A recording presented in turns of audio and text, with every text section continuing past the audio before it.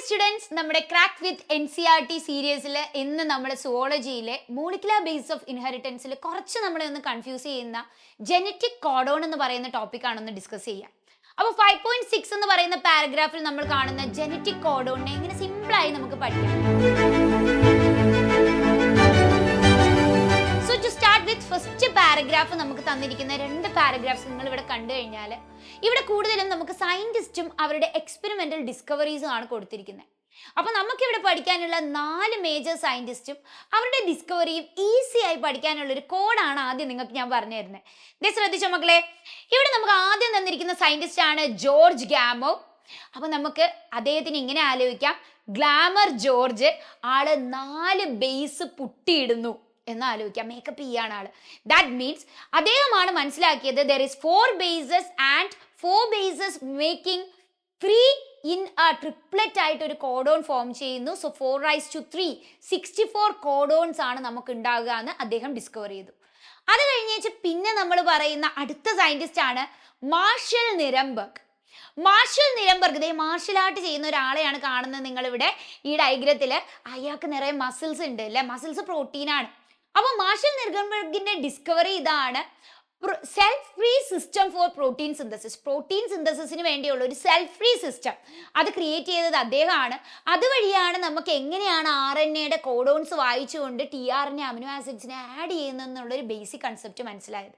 Then about 2 other scientists, ഇവർ രണ്ടുപേരും ചെയ്തത് ഒരേ കാര്യമാണ്, DNA-യിൽ നിന്നും RNA ഫോം ചെയ്യുക.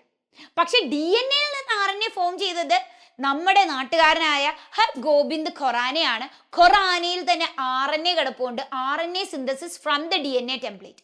അദ്ദേഹം ഉണ്ടാക്കിയത് ഹറിലുള്ള Hൽ നിന്ന് നമുക്ക് പറയാം ഹോമോപോളിമേഴ്സ്, അതുപോലെ തന്നെ കോപോളിമേഴ്സ്, അങ്ങനെ 2 ടൈപ്പ് ഓഫ് RNAs ആണ് അദ്ദേഹം ഫോം ചെയ്തത്. ഇനി ഇദ്ദേഹത്തിന്റെ ഒരു കൗണ്ടർ പാർട്ടായിട്ട് നമുക്ക് പറയാൻ പറ്റുന്ന സിവേറോ ഒച്ചോവ എന്ന് പറയുന്ന സയന്റിസ്റ്റ് ആണ്.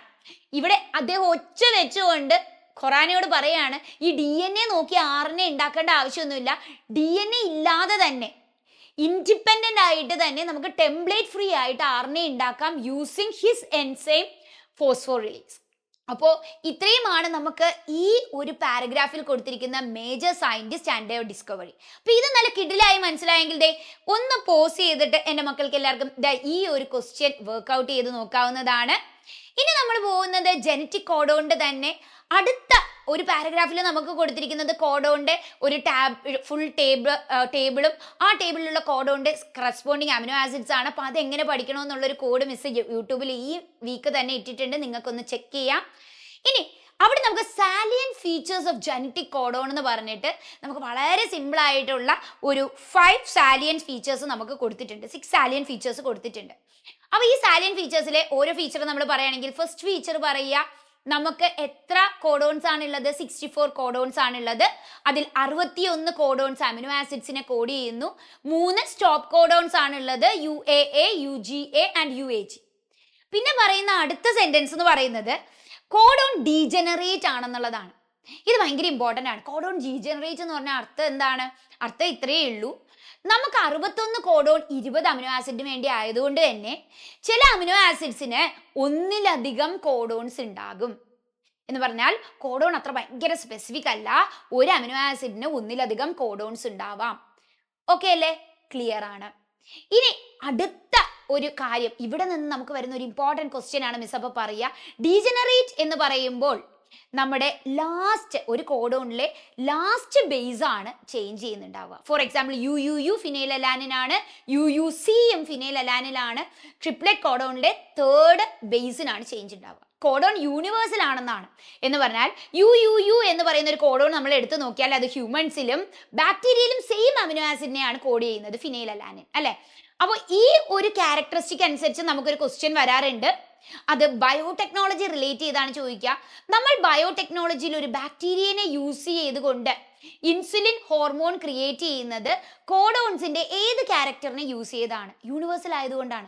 അതുകൊണ്ടാണ് ബാക്ടീരിയയിലും സെയിം അമിനോ ആസിഡ്സ് തന്നെ വന്ന് ആഡ് ഓൺ ചെയ്യുന്നത് അല്ലെ. So it is based on the universal characteristic of A codon. ഇനി അടുത്ത ഒരു ക്യാരക്ടർ നമുക്ക് പറയുന്നത് സ്റ്റാർട്ട് കോഡോണിനെ കുറിച്ചാണ്. നമുക്കറിയാം സ്റ്റാർട്ട് കോഡോൺ AUG ആണ്, which also codes for methionine. എന്നാൽ ഇതിൽ ട്വിസ്റ്റ് ഇതൊന്നുമല്ല. ഇതെന്താ മനസ്സിലാക്കാൻ പാടുന്നതായിരിക്കും നിങ്ങൾ ആലോചിക്കുക.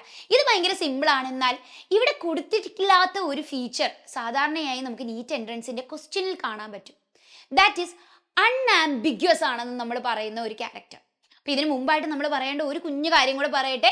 കോഡോൺ കണ്ടിന്യൂസ് ആണ്. നമ്മൾ പറയും കണ്ടിന്യൂസ് എന്ന് പറഞ്ഞാൽ ഈ കോഡോണിനെ നമ്മൾ ട്രിപ്ലെറ്റ് ആണെന്ന് പറഞ്ഞാൽ അതിന് ഇടയ്ക്കിടയ്ക്ക് കോമയോ കുത്തോ ഒന്നുമില്ല. It's red in A continuous fashion. എന്നാൽ കോഡോൺ അൺആംബിഗ്വസ് ആണ് എന്ന് പറഞ്ഞ അർത്ഥം എന്താണ്? നമ്മൾ നേരത്തെ പറഞ്ഞൊരു ഫീച്ചർ ഉണ്ടല്ലേ, ഒരു അമിനോ ആസിഡിന് ഒന്നിലധികം കോഡോൺസ് ഉണ്ടാവാം.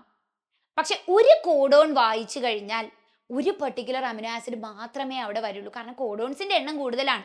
അപ്പോൾ ഒരു കോഡോണിന് ഒന്നിലധികം അമിനോ ആസിഡ് അവിടെ വന്ന് കാത്തു നിൽക്കത്തില്ല. ഒരു കോഡോൺ കണ്ടാൽ അവിടെ ഒരു അമിനോ ആസിഡ് മാത്രമേ വന്ന് ജോയിൻ ചെയ്യുള്ളൂ. That means this whole process is having no confusion. It is unambiguous.